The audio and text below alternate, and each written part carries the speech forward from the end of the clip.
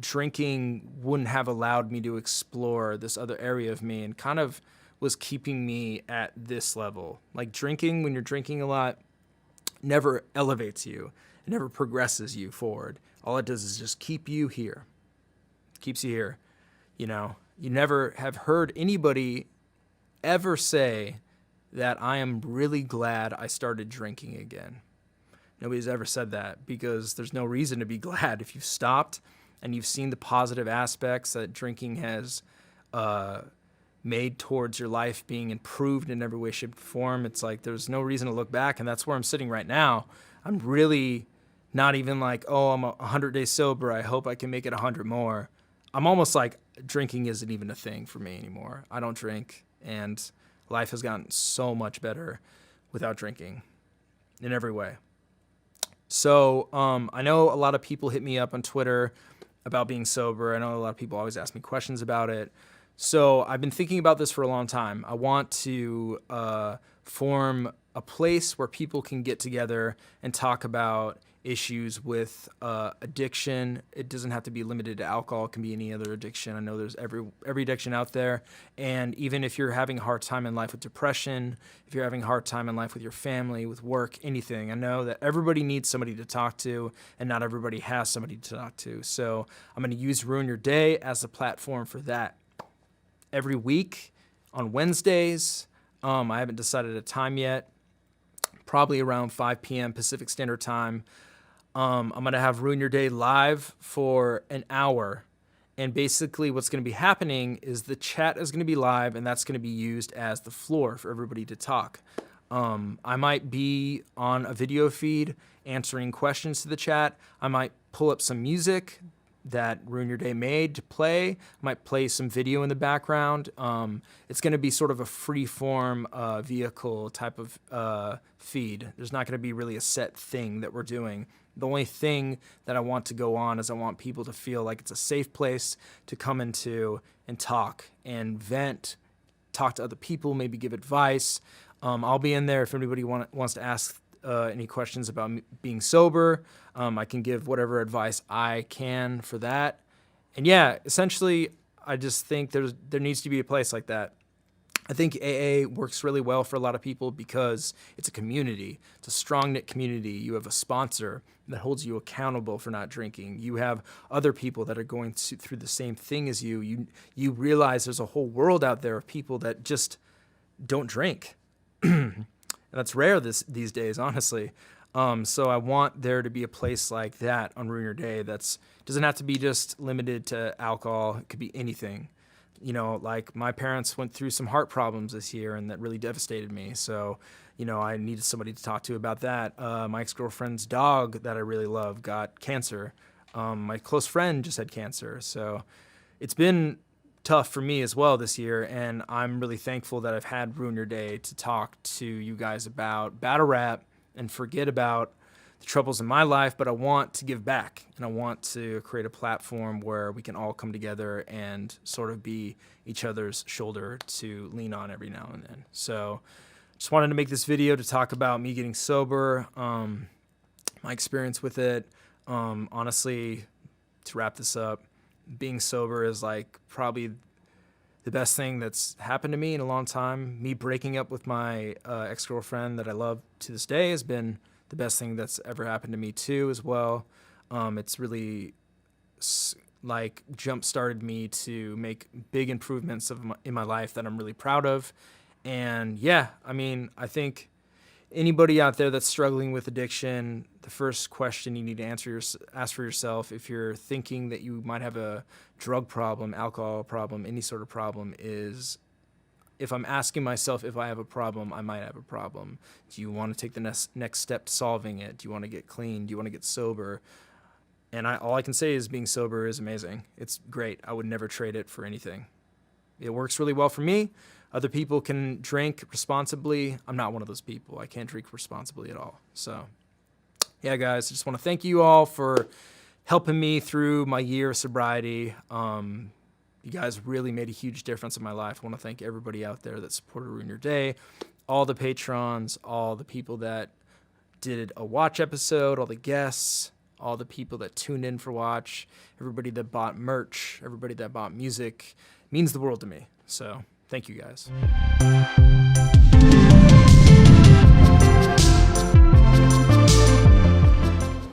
How's it going, everybody? Welcome to Ruin an Hour, a safe place to talk about anything from sobriety, addiction, depression, anxiety, balance in life. My name is Kyle Gray. I'm the host of this show and of this channel. Ruin an Hour is live 2 times a week, Wednesdays at 5 p.m. Pacific Standard Time. We're an hour early today because I got something else going on at 5 p.m. and Sundays at 11 a.m. Pacific Standard Time. The chat is over here. You guys can talk about whatever you want. I can talk to the chat. We can talk about issues that I've gone through. But I just want to say that, the current state of the world right now, I feel like it would be a little tone deaf to not talk about everything going on. And I'm not going to lie, but Amy, what's up? Good to see you in here. I was just actually talking to Amy about this. But as a white male, I definitely struggle with talking about the race issues that are going on in this country because I feel like I'm not really the correct voice for it.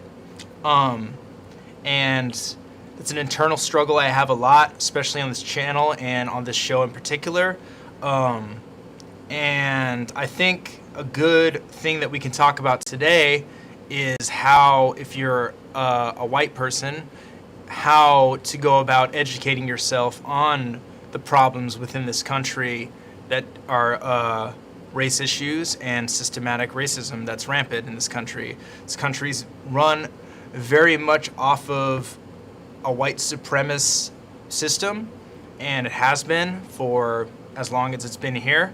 And I think if you're somebody who's white and you want to be educated about the issues that everybody is outraged over, I think it would behoove you to research it on your own and not ask a person of color for advice, because it's not their job to educate you on what they are going through. If anything, that's you exercising more of your white privilege by even being privileged enough to being educated on it rather than living it. So I think it's not anybody's responsibility, especially people of color, to educate a white person on how they should think and what is incorrect that other people are going through. I think it's the best way for you to just do your own research, and it's very easy. It's incredibly easy to do your own research on this subject. It's incredibly easy to talk about these issues with members of your family that probably are a little racist. And if, in my opinion, I think that's every white person's responsibility to, like, if somebody's saying something kind of racist, not to just let it slide, but to say, hey, call it what it is, or bring these issues up to other white people that you're close to. I guess it's just, I've been struggling with it because, there's curfews in America. There's a curfew. So I live in Santa Monica, which is a predominantly white part of Los Angeles. And to be honest, I really don't like this area. I moved from a different neighborhood. I lived in Highland Park when I lived with my ex-girlfriend, and I absolutely loved Highland Park. It was mostly Latino. It was 90% Latino. And I really liked that because that's, to me, where all the culture of Los Angeles is in like the real parts of LA. I feel like Santa Monica is mostly white transients that might move to the city for the wrong reasons, and therefore reinforce all the stereotypes that they themselves hate about the city. And also, there's not a lot of culture in this part of town. It's mostly just like pop-up fucking bars and restaurants, and not a lot of just like mom and pop's shops, unfortunately. But as you guys may or may not know, there was some protests in Santa Monica that turned a little violent, and a bunch of stores at this mall area called the 3rd Street Promenade got looted. And that's really close to where I live. That's like 3 miles. Like, I run every day. I run 3 miles every day, and I run basically to that area and run back. And so the curfew for Santa Monica was 2 p.m. the other day. It was wild. And then it was 4 p.m., and then I think yesterday it was 6 p.m. So everything shuts down, and you can't go outside. My roommate had a friend who was actually like kind of stranded at another friend's house because they were at a protest. They couldn't really get home, and when they went outside to go home, the police fired rubber bullets at them, so they had to like go back inside. I haven't had any personal experience with that because I haven't been out past curfew, but I did go to a protest yesterday, and I want to talk about that.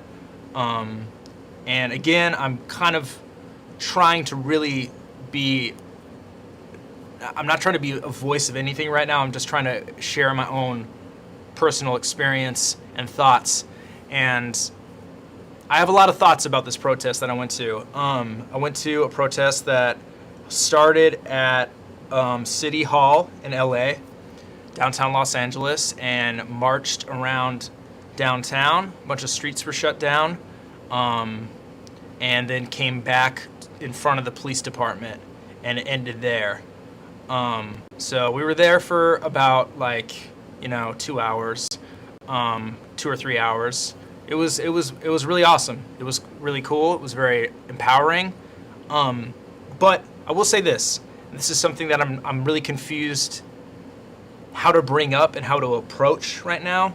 And I just want to voice it during the show because I'm very honest during the show and I'm very transparent. I'm not trying to act like I have the answers or I'm an expert of anything rather than just going through my own self-journey. At the protest, it was mostly white people that were at this protest. This is in Los Angeles. This isn't in a city that's extremely predominantly white. The majority in Los Angeles, I think, is still white, if I'm not mistaken, but it's also a humongous Latino population and black population, Asian population. It's very mixed here.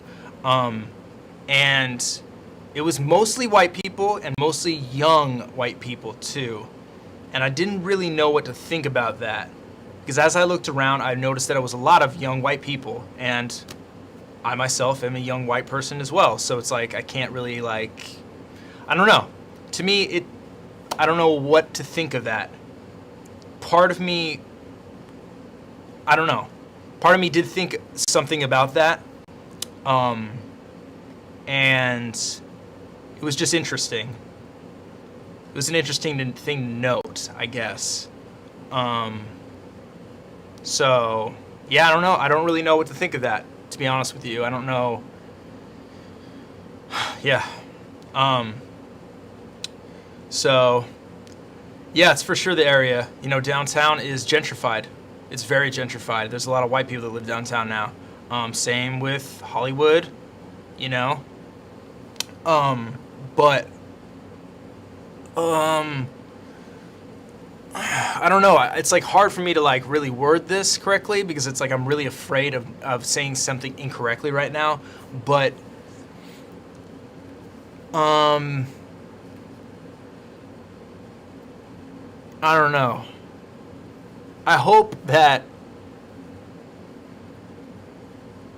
I'm just trying to basically take in everything that I'm learning and experiencing and not try to put out any definite judgments because I felt a little bit judgmental when I went to those protests and it was mostly white young people that I was beside. I definitely was judging for a second and that wasn't correct of me to do because I don't know any of these people, they could, who knows, but it did feel weird being at a protest that was about racism and basically white supremacy in this country, police brutality, and it being mostly white people there. It felt, I don't know, it felt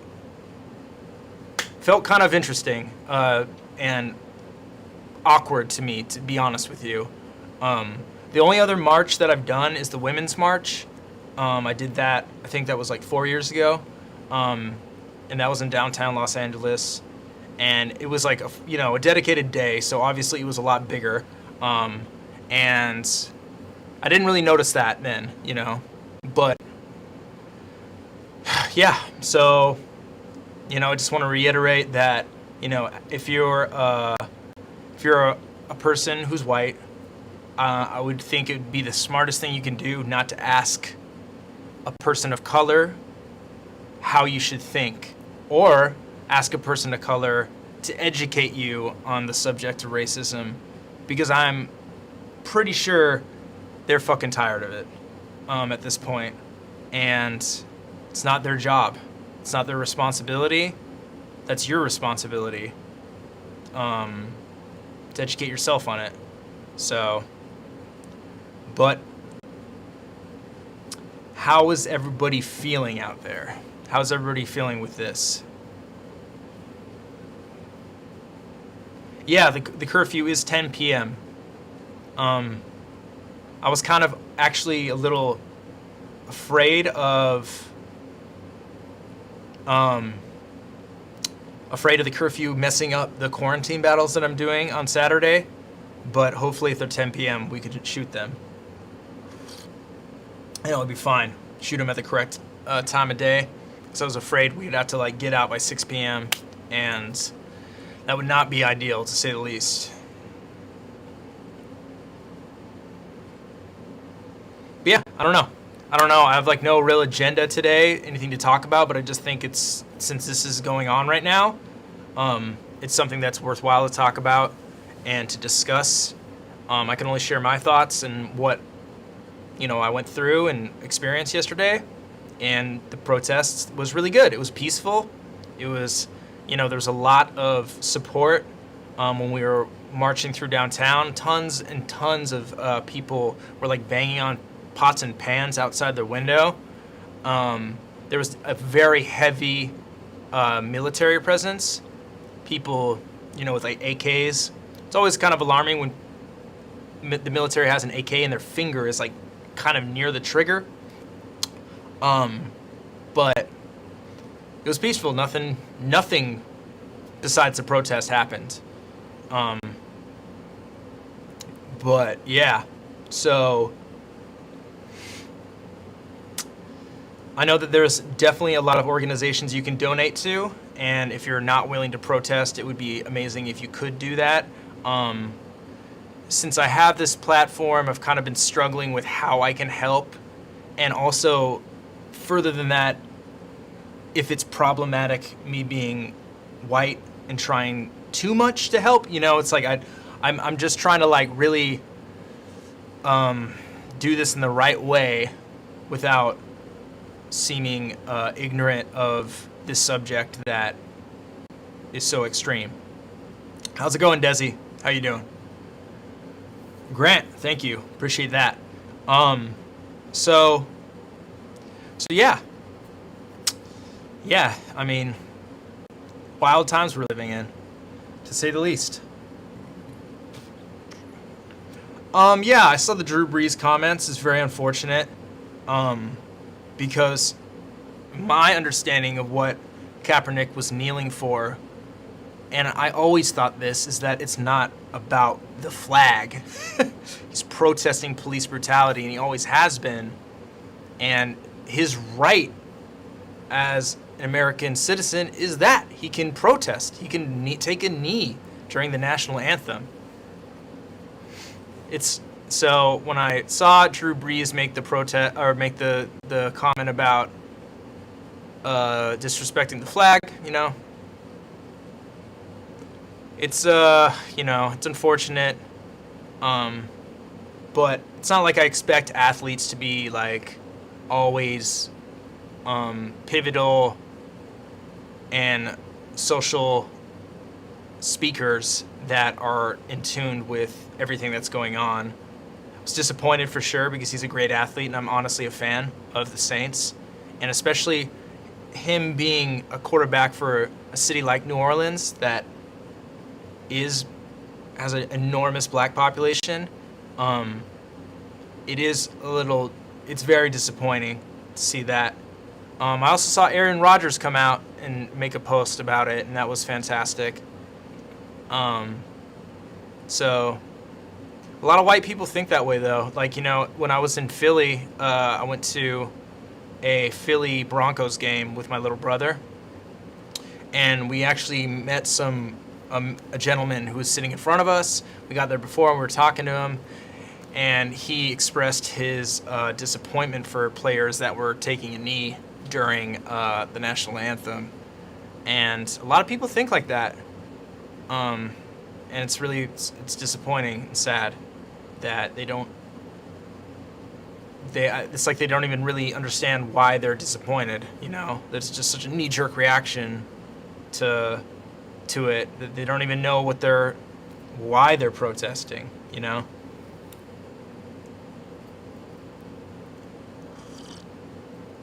Yeah. Agreed, the whole using military. I mean, let's be honest, Donald Trump is a fucking disappointment as a human being beyond measure. And anything he says, I pretty much just ignore because, he's just a fucking horrible human being. And I guess it's not surprising, that he's like trying to bring in the military. It's wild. Yeah, I'm drinking tea. It's like really cold in my apartment. It's hot as heck in LA right now. But my apartment's really cold, so I can do the stream and it won't overheat. So it definitely feels like a dictatorship for sure. If you could take a picture of what this year is, it's literally like a movie. It's literally like an evil, like fucking Bane is our president. It's wild.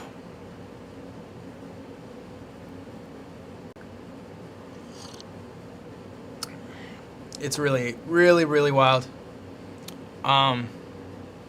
So, yeah. Hope everybody, besides that, I hope everybody is doing good. During these curfews, this is another,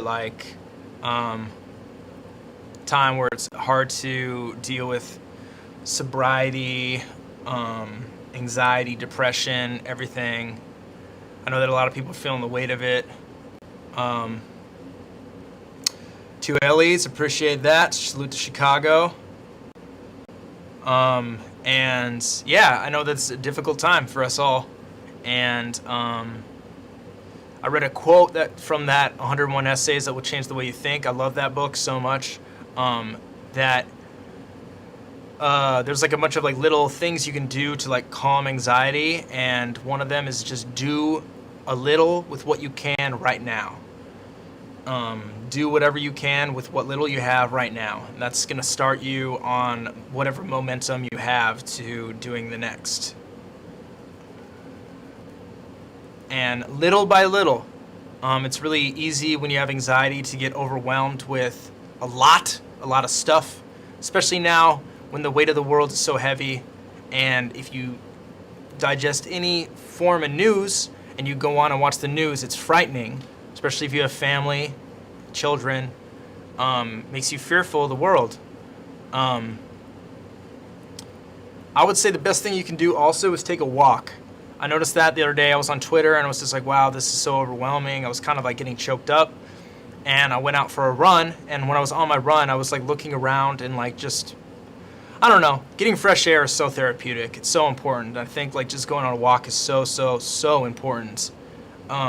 Eating healthy is so important. When I took that break a couple days ago, I ate really horribly, and it was nice. Of course, it was nice to indulge. Definitely indulged too much. But today, I really wanted to, make eggs and grilled cheese, and I've kind of been trying to like cook more and like get on my cooking tip and just be like, a better adult instead of like somebody who's like, oh, I just go to order from Uber Eats all the time. So my homegirl showed me like this cooking Instagram. I don't have Instagram, but I watched it with her, and it was this guy making grilled cheese, and I was like, oh my God, I want some grilled cheese so bad. And I was gonna make it today, but instead I made quinoa, chard, and broccoli. and I felt so much better, to be honest. So eating healthy is so important, especially at a time like this.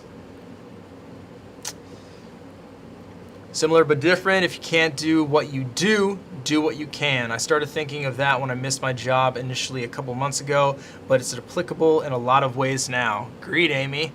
That's really good advice. That's really good advice. Do what you can. If you can't do what you do, do what you can. That's really good advice. Very true. Very true. The world hasn't been the same since Kobe passed. In any way, shape, and form.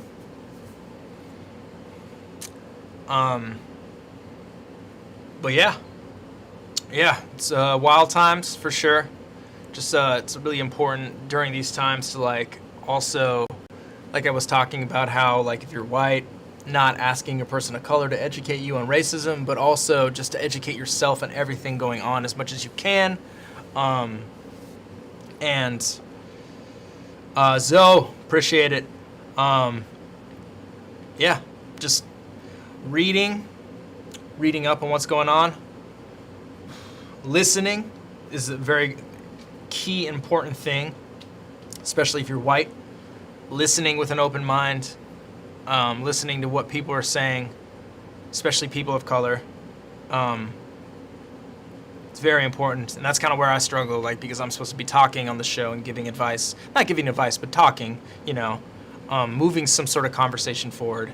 And sometimes it's a little tricky for me, since I'm white, to discuss things like this, I'm starting to read a book I'm happy to share with anyone else who wants me to learn more about whatever we can, but also wants to know what y'all reading in this time to learn more. Definitely, Amy. Share it up.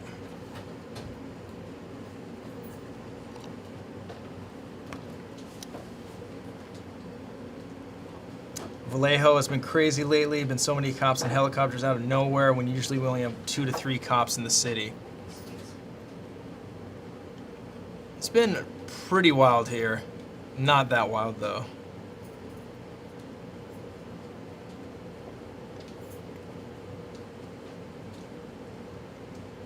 White fragility, for sure. I was just actually watching like a YouTube video on this author that wrote this book, Why I'm Not Talking to White People About Race Anymore. It's very, very interesting. I want to buy that book really bad now. And the book that Amy suggests is So You Want to Talk About Race by Jamil Ulio. Man, I wish I could pronounce her name correctly, but I was watching a YouTube video on her,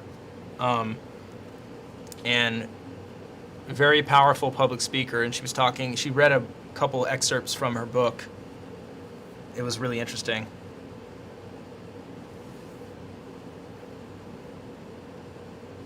And useful for sure.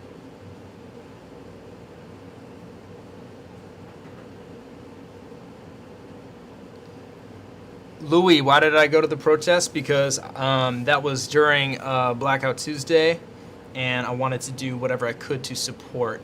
So protesting seems like the least I can do is go and add strength to the numbers, and listen to what's going on and learn. Most of what I was doing there, honestly, I wasn't really doing too much chanting or anything like that. I was kind of just observing and taking in things and trying to learn from what was going on.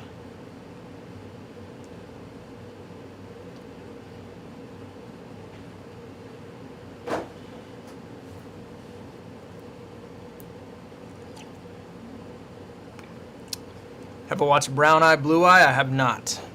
What is it?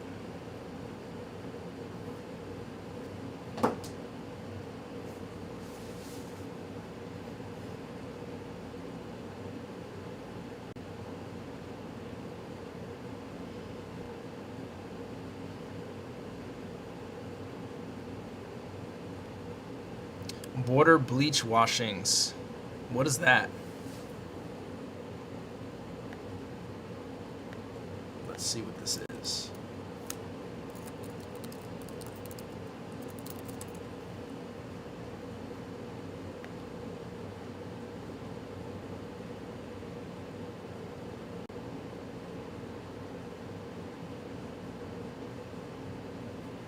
brown eye, blue eye? Okay.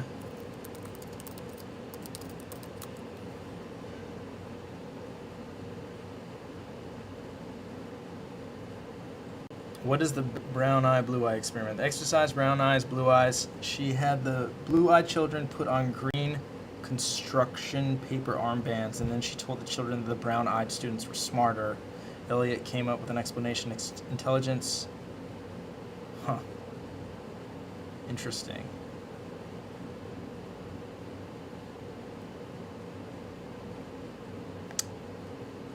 The first time I did it was the day after Martin Luther King Jr. was killed. I had no way to explain to my third graders in all white, all Christian Riceville, Iowa, what Martin Luther King Jr. was demonstrating against. I had no way to explain to them the hatred that white people had for that man. And so I decided, since we were studying an Indian unit at the time, and our lesson plan for the next day was to learn the Sioux Indian prayer that says, "O Great Spirit, keep me from ever judging a man until I've walked a mile in his moccasins." I decided that the next morning, if my students didn't understand what we were talking about when we discussed this horror, that not only would I teach them that prayer, I would arrange to have it answered for them. And I went into my classroom the next morning and I split my group according to the color of their eyes, put the brown-eyed people on the top, the blue-eyed people on the bottom, and discriminated against the blue-eyed people the way we have discriminated against people of color in this country for 300 years. I had no idea how this would work. If I had known how absolutely explosive this was, how traumatic this was, I probably wouldn't have done it. And that would have been too bad, because my kids learned more that day, and I learned more than I had ever learned in any education course. My students learned more than they ever had before in school, and they have never forgotten what they learned that day. Jane Elliott is a pioneer when we talk about race, racial inequality in this country. She's a hero. To have the kinds of conversations and the kind of impact that she's had on the topic of race and racial inequality is something that we can't put into words. And for it to be going this long after the initial conversation started with her is a tribute to not only to her, but also to the need for more conversations like this. I was born the year Hitler came to power. I was alive during the Second World War. We talked to people who came home, soldiers who came home from the war in Germany, and described the Jews coming out of the concentration camps. I remember that, and I remember that one of the ways they decided who went into the camps was eye color. I learned this from Adolf Hitler. I didn't make it up. I learned it from Adolf Hitler, and that should have been a cautionary tale. It should have taught us what he did, what he encouraged people to do, and what good Christian people went along with doing to Jews, gays and lesbians, disabled, old, mentally challenged. What he did to those people, that should have been a cautionary tale for us. I took an evil idea and turned it into what I think was a good thing. And it was evil. To judge people by the color of their eyes is evil. To judge people by their religion is evil. To judge people by the color of their skin is evil.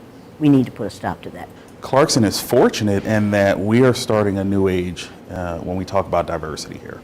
We're talking about something that is going to hopefully push Clarkson on a new trajectory in terms of how we discuss race, how we think about diversity, how we look at inclusion, and making all of that into a part of the fabric of the university.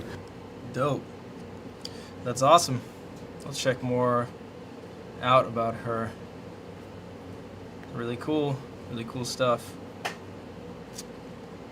But yeah, hope everybody has a good day today. I'm gonna cut this one a little short.